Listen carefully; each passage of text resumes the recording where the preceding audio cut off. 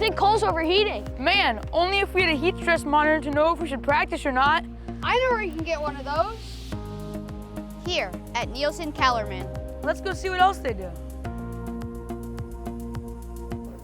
Wow, we have so many products that we manufacture. So we've got 8 brands, and everything spanning from a handheld environmental meter to a power meter, essentially for a rower. So that's like a cycle power meter, to full-size weather stations that you can use at an industrial site, at a golf course, at your house. The one that I'm most proud of is our heat stress units. Our heat stress is based on science, and it gives a guidance on when activity needs to be modified.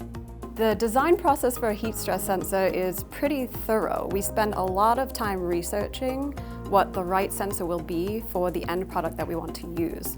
So all of our engineers take time thinking about what's going to be the best hardware that we use, what are all of the consumer end uses for that particular sensor.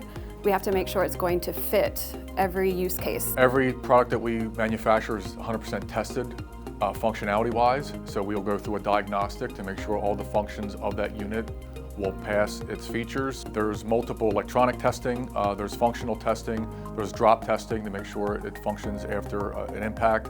There are weather-related testings for making them weatherproof, waterproof, things like that. So our mission is to ensure our customers are supported in their passions and in their professions.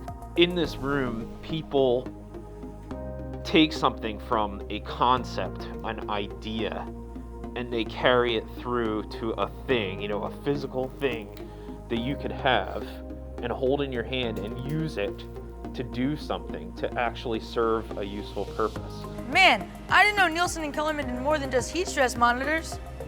Hey coach, use this next time.